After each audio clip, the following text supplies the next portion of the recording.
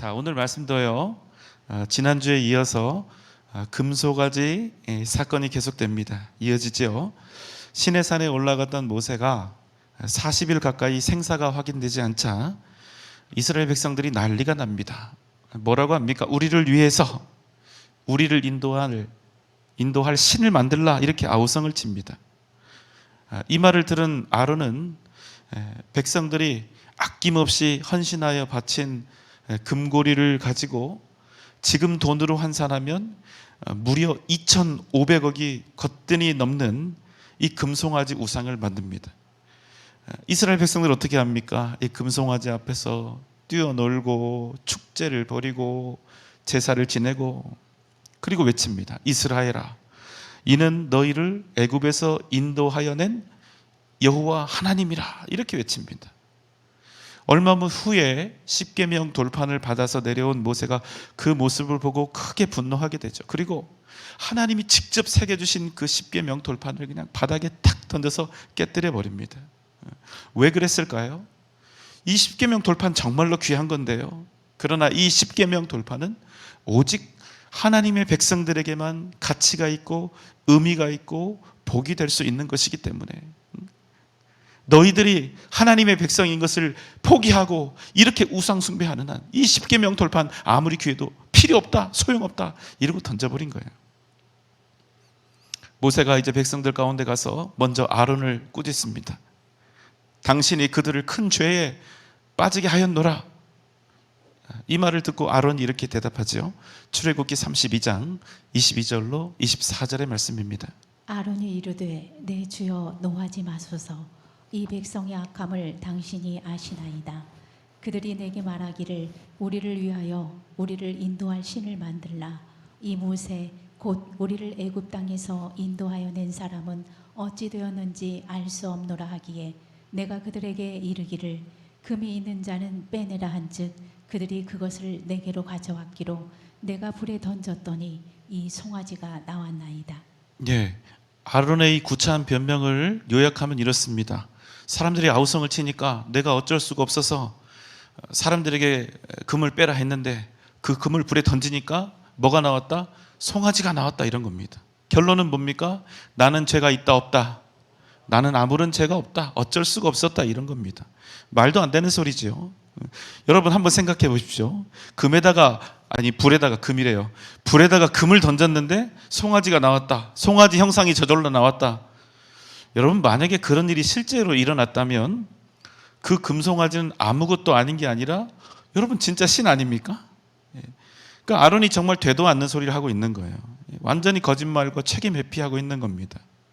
이 말을 듣고 있던 모세가 말합니다. 25절입니다. 모세가 본즉 백성이 방자하니 이는 아론이 그들을 방자하게 하여 원수에게 조롱거리가 되게 하였습니다. 여러분, 아론이 어떤 사람입니까? 모세의 형이었죠. 그리고 그가 가지고 있었던 중요한 직임이 하나 있죠. 뭡니까? 그것은 언변이 약했던 모세의 입이 되는 것이었습니다. 그러니까 모세가 말을 하면 아론이 듣고 애굽에서 바로 왕에게 외쳤고 또 백성들에게 외치는 것입니다. 그러니까 여러분, 아론의 입에서 나오는 소리는 마치 누구의 소리와 같은 겁니까? 모세의 소리와 같은 겁니다. 그런데 그런 중요한 직무를 행하던 아론이 살아계신 여호와 하나님이 아닌 백성들의 아우성과 원망의 소리에 귀를 기울이고 항복해서 타협하고 금송아지를 만든 겁니다. 그래서 백성들이 결국 어떻게 되죠? 세상 앞에서 어떻게 되었다고 합니까? 원수들의 조롱거리가 되었다. 원수들의 조롱거리가 되었다는 겁니다. 무슨 말씀입니까? 야, 너희들 금송아지 섬길 거였으면 뭐하러 그런 난리 부르스를 다 추고 애굽에서 나왔냐는 거예요. 고작 너희들이 송아지 앞에서 춤추고 그것을 경배하는 게 이스라엘 너희들의 목적이었다면 뭐하러 잘 사는 그 멀쩡한 애굽 쑥대밭 만들어 놓고 떠나왔냐? 이 조롱거리를 믿지 않는 이방인들로부터 들을 수밖에 없다는 겁니다. 여러분, 우리도 사실 이런 일들이 있습니다. 당신 누구입니까? 나는 기독교인입니다. 그래서 나는 주의를 지켜야 합니다. 죽어도 교회에 가야 합니다. 나는 성경도 읽어야 하고 기도도 해야 합니다. 그러니 내 신앙 자유, 그 종교의 권리를 당신들 보장해 주십시오. 나는 목에 칼이 들어와도 내 믿음을 지킬 것입니다. 그런데 여러분 의연한 이 결단은 너무 좋죠? 그런데 세상 사람이 보면 웃긴 거예요. 왜요? 보이지도 않는 하나님을 믿으면서 뭐 그리 유세를 떨고 중내 사냐하냐는 거예요. 그런 우리들 보면 세상 사람들이 재수가 좋겠습니까? 안 좋겠습니까? 재수가 없는 거예요. 그런데 더 놀라운 사실은 그렇게 결연한 의지와 다짐으로 나는 기독교인이다 그랬던 사람들, 그 사는 것을 보면 하나도 자기들하고 구분이 안 되더라는 겁니다. 구분되는 건 오직 하나, 교회 다니는 것, 종교 활동하는 것, 이거 하나밖에 없다는 겁니다. 세상에서 가만히 보면요, 머리 쓰고 욕하고 싸우고 분노하고 자기 주장하는 것, 믿지 않는 사람들과 하나도 다르지 않다라는 것입니다. 여러분 잊지 마십시오. 우리는 종교 행위하려고 기독교인 된 것 아닙니다. 여러분, 기독교인은 종교 행위를 위해서 존재하는 그런 사람들이 아니라는 거예요. 우리가 목숨 걸고 지키려 하는 것은 종교 행위 그 자체가 아니라 우리가 정말 믿고 섬기는 그분이 누구인가? 내 인생의 목적이 어디에 있는가? 세상에 있는가? 영원한 나라에 있는가? 바로 이것을 우리 삶을 통해서 지키는 것입니다. 여러분, 우리가 아무리 오랫동안 신앙생활을 했어도 우리의 생각이 변하지 않고 우리의 습관이 변하지 않고 우리의 삶이 변하지 않았다면 우리가 외치는 나는 기독교인이요, 이 외침은 오히려 세상의 조롱거리와 웃음거리가 될 수밖에 없다는 것입니다. 어떤 세상의 조롱을 듣게 될까요? 당신 기독교인이라며, 너희 하나님 살아계신다며, 내가 예수의 그 십자가의 은혜를 엄청 많이 받았다며, 그래서 너 매주 교회에 빠지지 않고 다닌다며, 너 기도한다며, 그래서 일요일에는 어디 놀러 가지도 못하고 항상 예배를 드려야 하고 일도 하지 못한다며. 그런데 네가 우리와 다른 게 도대체 뭐야? 너 금송아지 앞에서 춤추던데? 너 금송아지 의지하던데? 금송아지 의지하면서 살던데? 문제 생기면 입으로는 주여 주여 하지만 내가 보니까 세상 방법, 세상 도움 더 열심히 찾아다니고, 너 사는 것 보니까 욕심과 탐욕이 더 가득하고 세상 사람들보다 더 차갑고 삐딱하고 깐깐하고 세상 사람들도 쓰지 않는 비겁하고 저열한 이런저런 변칙, 반칙 다 사용하면서, 그럴 거면 왜 기독교인으로 살려 하는 거야? 무슨 기독교인이라는 거야? 여러분, 우리가 믿음으로 살지 않으면 여러분 절대로 우리가 세상에서 이런 조롱 피할 수가 없는 겁니다. 정말 속상하고 마음이 아프죠. 부끄럽죠. 여러분 잊지 마십시오. 진정한 믿음의 사람은요, 단지 종교 행위, 종교 활동 잘하는 그 사람이 아니라 하나님의 백성으로서 그 존재의 가치를 날마다 세상에 드러내고 증거하고 증명하는 사람이라는 사실입니다. 그 존재의 가치와 의미가 드러나지 않는 종교 생활은 반드시 여러분 조롱받게 되어 있습니다. 이스라엘은 하나님의 백성이면서도 그래서 온 세상의 조롱거리가 될 수밖에 없었던 겁니다. 그저 여러분 세상의 조롱거리만 된 것이 아니라 여호와 하나님의 이름이 어떻게 되었습니까? 망령되이 일컬어지게 된 겁니다. 이에 모세가 외칩니다. 26절입니다. 이에 모세가 진 문에 서서 이르되 누구든지 여호와의 편에 있는 자는 내게로 나오라 하매 레위 자손이 다 모여 그에게로 가는지라. 모두가 다 금송아지 편에 서 있었던 것은 아니죠. 어쩔 수가 없어서. 절대 다수가 다 미쳐서 날뛰니까. 그들이 행하고 있던 그 악행을 그저 어쩔 수 없어서 지켜보고 있었는데, 또 그들에게 동조하지 않고 타락한 백성들 속에서도 자신들이 누구인지를 잃지 않고 변함없이 하나님의 뜻을 기다리던 사람들이 그들 가운데 있었다는 겁니다. 이제 모세가 그들을 부르는 겁니다. 누구든지 여호와의 편에 있는 자는 내게로 나아오라. 그러니까 어떻게 합니까? 레위 자손들이 모두 모세에게 나아오게 된 것입니다. 27절, 28절입니다. 모세가 그들에게 이르되 이스라엘의 하나님 여호와께서 이렇게 말씀하시기를 너희는 각각 허리에 칼을 차고 진 이문에서 저 문까지 왕래하며 각 사람이 그 형제를, 각 사람이 자기의 친구를, 각 사람이 자기의 이웃을 죽이라 하셨느니라. 레위 자손이 모세의 말대로 행하매 이날의 백성 중에 3,000명 가량이 죽임을 당하니라. 하나님께서는 모세에게 나온 레위 자손들에게 명령하셨습니다. 너희는 각각 허리에 칼을 차고 진 이 문에서 저 문까지 왔다 갔다 왕래하며 각 사람이 그 형제를, 각 사람이 자기의 친구를, 각 사람이 자기의 이웃을 죽이라. 그래서 여러분 어떤 일이 일어납니까? 그야말로 이스라엘 백성들 가운데 살육이 일어난 겁니다. 상상이 안 되시죠? 그날에 레위 자손들의 칼에 의해서 쓰러진 사람들이 그래서 3,000명 가량 되었다, 이렇게 얘기하는 겁니다. 여러분, 우리가 알고 있는 하나님은 어떤 하나님입니까? 사랑의 하나님, 용서의 하나님이 아닙니까? 구약 시대도 신약 시대도 마찬가지입니다.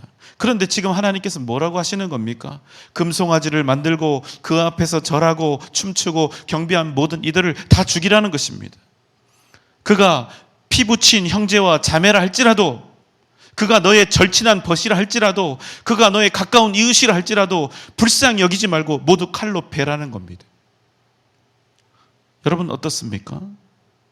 만약 우리에게 지금 이런 명령이 떨어진다면 우리는 어떻게 해야 합니까? 여러분, 기독교가 어떤 종교라고 이렇게 슬로건이 붙어져 있습니까? 기독교는 사랑의 종교요, 용서의 종교요, 은혜의 종교, 이렇게 되어 있지 않습니까? 이게 핵심 아닙니까? 사랑과 용서? 그런데 이 명령에 따르는 것이 여러분 옳은 일일까요? 어떻습니까? 어쩌면 지금 저의 이 말씀을 듣고 계신 중에 머릿속이 굉장히 복잡하실 거예요. 한번 선택해 보십시오. 두 개의 선택을 드립니다. 1번, 하나님의 명령에 따라 칼을 든다. 2번, 아무리 하나님의 명령이라 할지라도 난 도저히 그렇게는 못하겠다. 여러분은 몇 번입니까? 28절을 다시 봅니다. 레위 자손이 모세의 말대로 행하매 이날의 백성 중에 3,000명 가량이 죽임을 당하니라. 레위 자손이 모세가 전한 하나님의 말씀에 순종합니다. 그래서 칼을 차고 타락한 이스라엘 백성들을 쳤습니다. 그 결과 3,000명이 죽었습니다. 어떻습니까?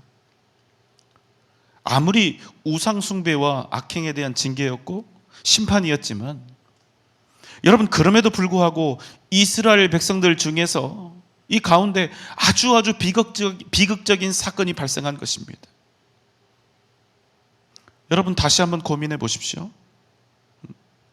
레위 자손들이 하나님의 명령에 순종해서 이런 일을 행하여 3,000명이 죽임을 당하는 것이 옳습니까? 아니면 도저히 그 명령에는 순종할 수 없어서 하나님, 나는 그렇게는 못하겠습니다 하고 거부하는 것이 옳습니까? 여러분 어떻습니까? 이렇게 어려운 질문을 하는 저를 죽이고 싶죠. 여러분, 이에 대한 답이 29절에 있습니다. 29절입니다. 모세가 이르되 각 사람이 자기의 아들과 자기의 형제를 쳤으니 오늘 여호와께 헌신하게 되었느니라. 그가 오늘 너희에게 복을 내리시리라. 여러분, 그날의 비극이 얼마나 참담하고 비극적이었던지, 처참했던지 더 구체적인 부연 설명이 나오는데 아까는 그냥 뭐 친구 얘기하고 이랬죠. 각 사람이 자기 아들을 죽였다고 합니다. 각 사람이 자기 형제를 쳤다고 합니다. 설령 금송아지 우상을 숭배한 자가 자기 아들, 자기 형제였다 할지라도 그들을 자비 없이 칼로 쳤다. 이게 지금 읽은 말씀의 내용입니다. 여러분, 지금부터 눈을 크게 뜨고 잘 들으십시오. 지금부터 졸거나 딴 생각하시면 안 됩니다. 그러니까 아예 지금부터 주무세요. 안 들으실 거면. 자, 여러분, 이건 상식이죠. 사람을 죽이는 그 일은요, 칭찬받을 일입니까? 아니요. 설령 그 사람이 사형수라 할지라도 사람을 죽인 일이, 그 일은 최소한 칭찬받거나 복받을 일은 여러분 아니지 않습니까? 교도관들이 사형 집행을 하게 되는데 범죄자들 사형 집행하면 칭찬받고 옳은 일 했다 이런 말 듣습니까? 아니죠. 당신의 직무가 그러하니 어쩔 수 없었다고, 당신의 직업이 그러하니 그걸 피할 수 없는 일이었다고 이렇게 위로하지 않겠습니까? 그런데 여러분, 아주 놀라운 말씀이 나옵니다. 다시 29절입니다. 모세가 이르되 각 사람이 자기의 아들과 자기의 형제를 졌으니 오늘 여호와께 헌신하게 되었느니라. 그가 오늘 너희에게 복을 내리시리라. 각 사람이 자기의 아들과 자기의 형제를 쳤으니 그 일이 오늘 여호와께 무엇이 되었다고 합니까? 뭔신? 헌신이 되었다고 하는 거예요. 그래서 하나님께 헌신한 그 일을 인해서, 그 일 때문에 레위 자손들을 하나님께서 복 주시겠다 이렇게 말씀하신다는 겁니다. 여러분, 우리가 이 말씀을 통해서 알 수 있는 중요한 사실이 있습니다. 그것은 우상 숭배가 얼마나 큰 죄인지를 우리가 알 수 있는 겁니다. 한번 생각해 보십시오. 무슨 이유가 됐든 사람을 죽이는 일은 절대로 권장될 수 없는 일입니다.